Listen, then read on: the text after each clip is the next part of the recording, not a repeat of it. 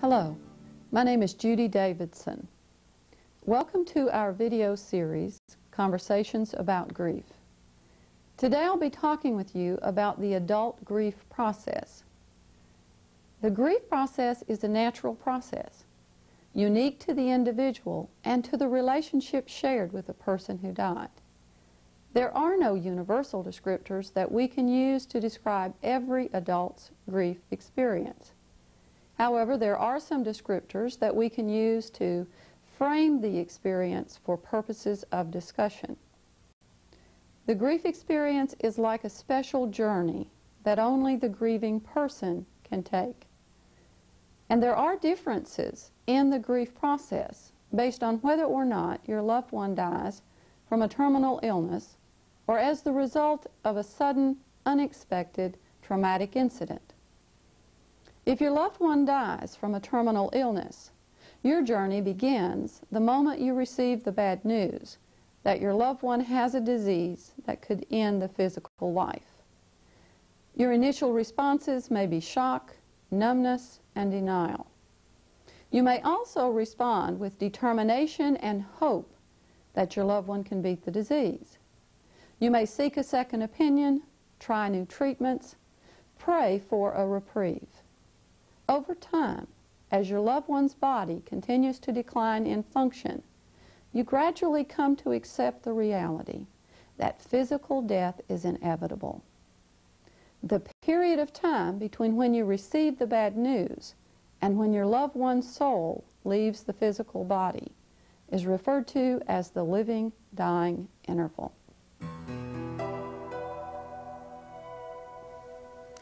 If your loved one is in a coma during the living-dying interval, he can still hear you. This is precious time for closure, time for you to say, "I love you," as many times as you feel a need. Time to say, "I appreciate all the gifts and all of the joys that you have brought to my life." Or time to say, "I regret. Please forgive me."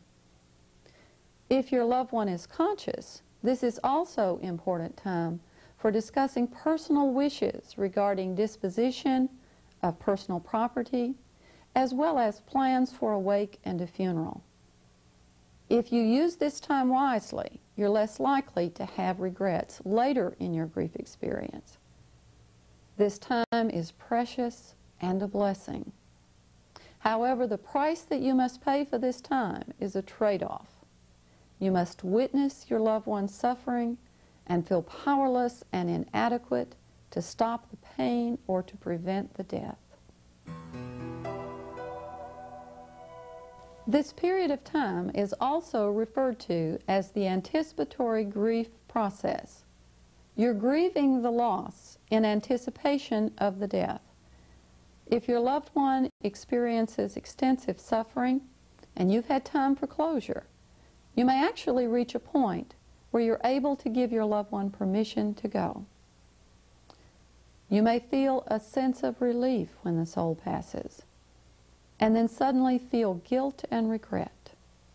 All these feelings are normal. You didn't want your loved one to die. You wanted their suffering to end. You may feel as though you've been living on a roller coaster ride for weeks or even months, and the ride finally stops when the soul leaves the body. For your loved one, their journey, their transition is over. They have moved into the light. They know peace. They are without pain. They know unconditional love. You must continue your grief experience as you relive your life experiences with the deceased. It feels as though you are walking through the valley of the shadow of death.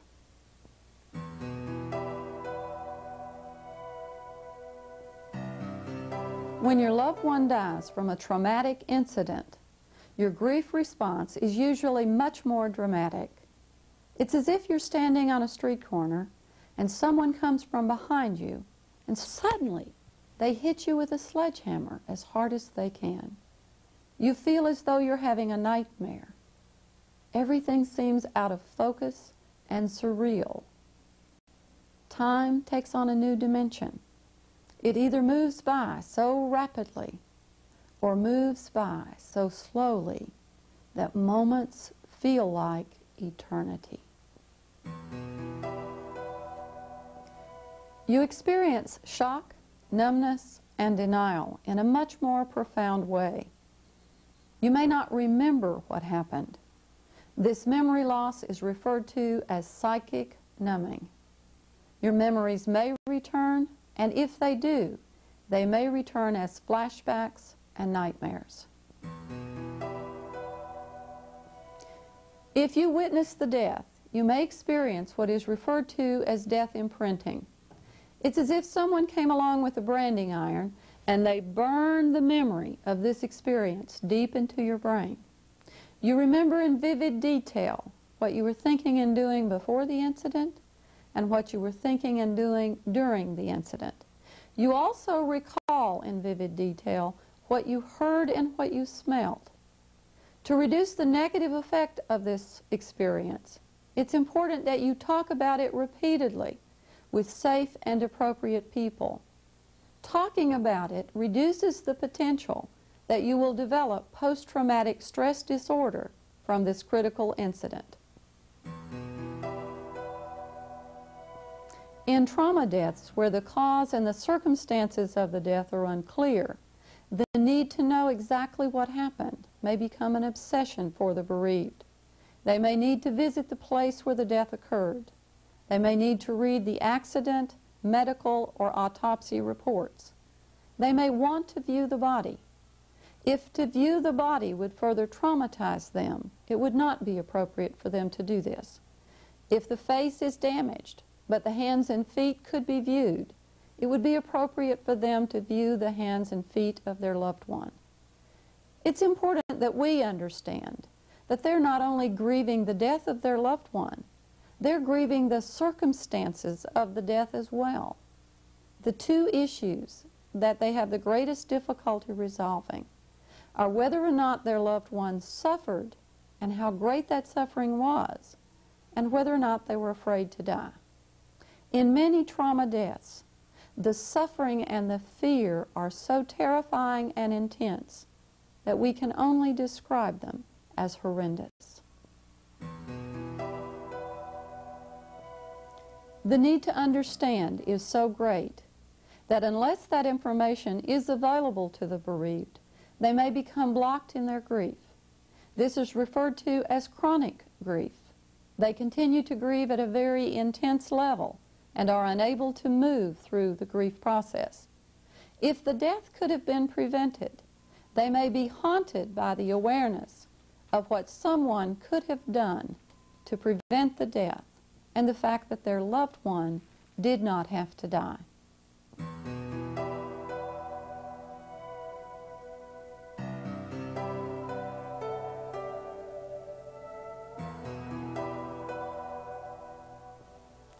Grief work has been described by Dr. William Wharton by the need to complete certain tasks of mourning. The first task of mourning is accepting the reality that your loved one is dead. If you have an opportunity to see the body, touch the body, attend a wake and a funeral, you may be able to accept the reality at this time. However, it's not unusual for a person to fade in and out of accepting reality over a period of weeks or even months. If your loved one's body is not found or is not viewable, you may have great difficulty accomplishing the first task. I remember phoning my husband's office 3 weeks after his funeral. When his secretary, Kathy, answered, I realized what I was doing. I was trying to call a dead man. I hung up the phone without speaking. I also remember an incident where I was in my kitchen one evening cooking dinner. I heard a noise on the back deck, and I looked to the back door, fully expecting my son Billy to walk in. And I recall thinking, oh goody, Billy's home. And then I realized it was my mind playing tricks on me. My son was dead. Billy was never coming home again.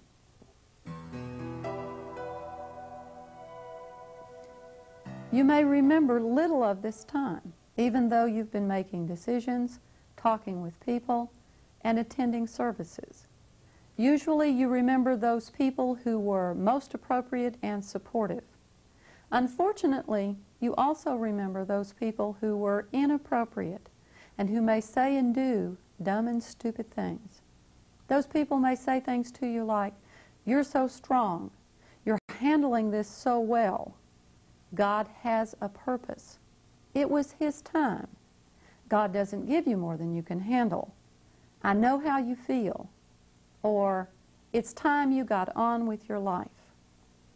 You may not know what to say to these people. Listen to yourself. Honor yourself and your value system. Be gentle with yourself, expect less of yourself, and move at your own pace through your grief work.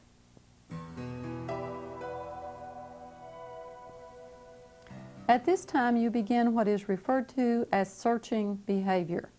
You ask yourself endless questions that have no acceptable answer. These questions are why, what if only. They have no acceptable answers because there's no way that you can undo this terrible tragedy. When you come to accept that reality, you are ready to begin your descent into the pit of pain.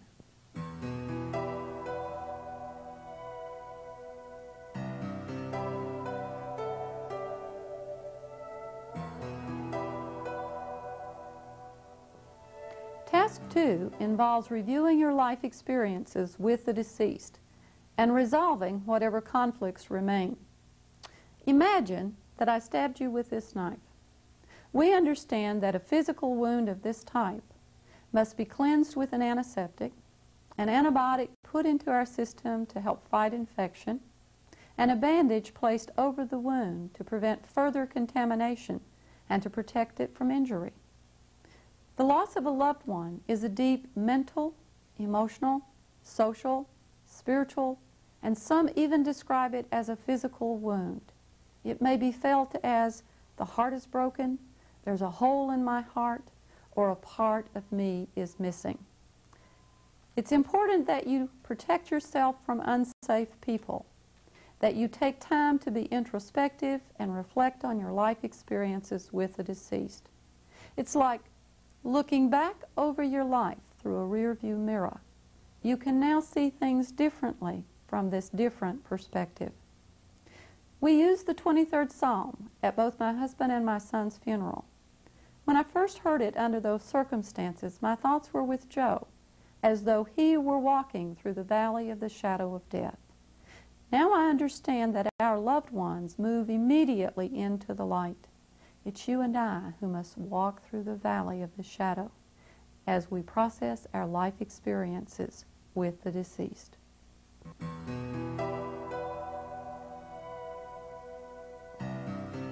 Grief work to me is like taking down a wall of pain. The wall is built of different sized stones, and each stone represents a life experience that you shared with the deceased. Some of these stones are light and joyful because they represent good experiences with the deceased. You can carry millions of these around and never feel drained, and you never want to put those aside. However, there are some experiences that represent mistakes in judgment and behavior, and unfortunately, you may hold resentment, feel anger, or have regrets. You may have, for example, nagged a husband to take out the trash and regret this, or fussed at a child about cleaning his room. It's important that you understand that all human beings make mistakes, and the way out of this dilemma and the way to move that stone aside is through forgiveness of yourself and of the other person if necessary. There are also some rocks in your wall that are gigantic. They may seem big as a mountain. They're so overwhelmingly painful. And you may think that you can never move that stone aside. Know that each time you think about this experience, you have gone to the rock with a rock hammer and a chisel, and you've chipped a small piece away. Continue doing that until the rock is small enough for you to manage, because you can move even the big ones aside.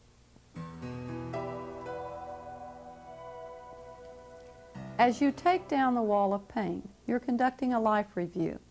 As you relive your life experiences with the deceased, you have an opportunity to learn many life lessons. You have a chance to become more aware of who you are, what you truly value, what is important in life. This is when you experience growth of the soul. And while it's painful, you have the opportunity to become stronger, more authentic, more true to yourself, and more aware of your sense of self. It's important that you understand that grief does not occur in a smooth way. There may be days when you feel almost peaceful, almost back to normal. You may think, okay, I can handle this. And then all of a sudden, you'll be triggered and a wave of pain will wash over you, and you may feel as though you're losing total control. This is normal. You are working through your grief process.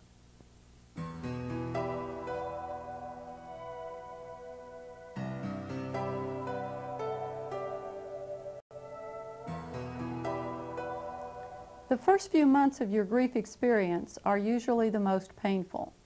You're coming to terms with the reality, searching for understanding, and conducting your life review. Now you must simultaneously begin the third task of mourning, which is making adjustments in your life and deciding how you will live without the deceased.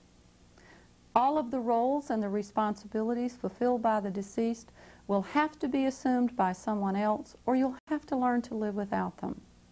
All of the special occasions, the special days, and the family rituals have also been altered.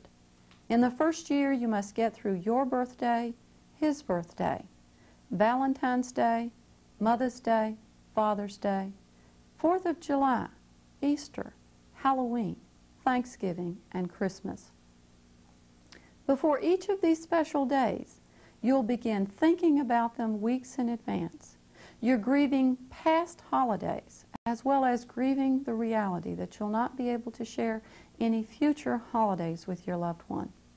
It's important that you talk with your family about what you're experiencing and that you plan ahead. Try to focus your attention on celebrating the life experiences you shared with the deceased, and also live in the present moment with your family and friends, with whom you can create new joys and special fond memories.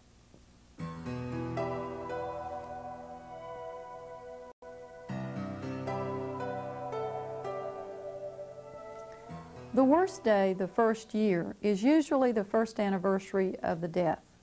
You begin thinking about it weeks in advance. Many people do not understand the first anniversary reaction. They see the first anniversary as a turning point, as a time when you should be getting better. Unfortunately, these people do not understand. It takes an adult about 2.5 years to grieve the death of another adult. It takes an adult 6 to 8 years to grieve the death of a child. So the first anniversary is not a turning point, but it is a milestone, and it is extremely painful.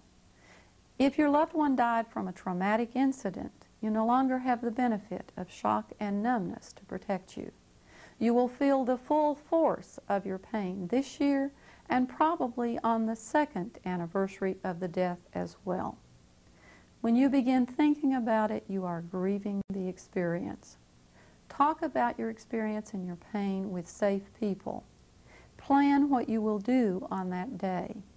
Try to focus your attention on celebrating the life of the deceased and focusing on living in the present moment with your friends and loved ones. The first anniversary of Billy's death was approaching. Chris was 12 at the time.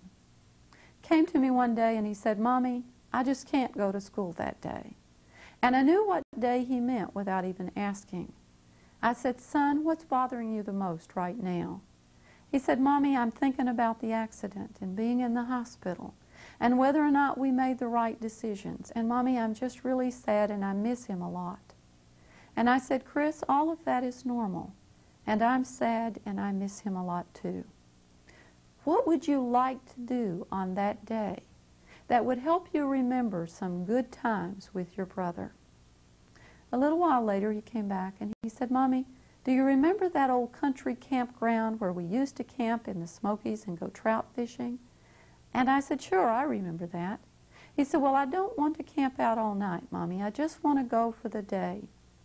So we took a blanket, our family picture album, a picnic lunch, and his fishing gear, and we went trout fishing. We sat on the blanket and we shared our memories and we shared our pain. And then he went fishing. He actually caught a trout before he fell in that ice-cold water and got soaking wet. I had him remove his clothes, wrapped him in the blanket, and took his clothes into a laundry in Gatlinburg. As we sat there waiting for his clothes to dry, every time a tourist would walk by, he'd get the giggles. He'd say, Mommy, watch them. Do you think they know I'm naked? And then he'd get the giggles all over again. In the midst of our pain, we relived our life experiences with Billy. We celebrated his life, and we also created some new fond memories that we shared together.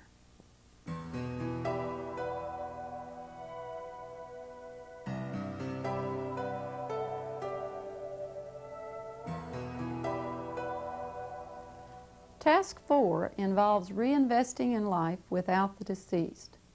Before you can do this, you must complete the bulk of your grief work. Continue visiting the wall, examining your life experiences, learning the lessons, and releasing your pain. As you do this, you will gradually feel stronger, more sure of yourself, more whole. You will find that you have more energy for living because it takes less energy for grieving. You're ready now to begin Task 4, which is renewing life without the deceased. Does it mean that you will forget your loved one or that you've stopped loving that person? No. You will always remember and you will always feel love for that person. But you're ready now to love again, perhaps more deeply this time. You have a greater appreciation for life and an understanding of your priorities in life, what is meaningful to you, and you may have a sense of purpose. You're ready to live life to the fullest. Does it mean that you'll be free of pain forever with reference to your loved one? No. You will always have tender spots. These tender spots are gifts to remind you of the relationship you shared and the love that you will always feel. Life goes on when a loved one dies, whether you like it or not. How you choose to live it is up to you.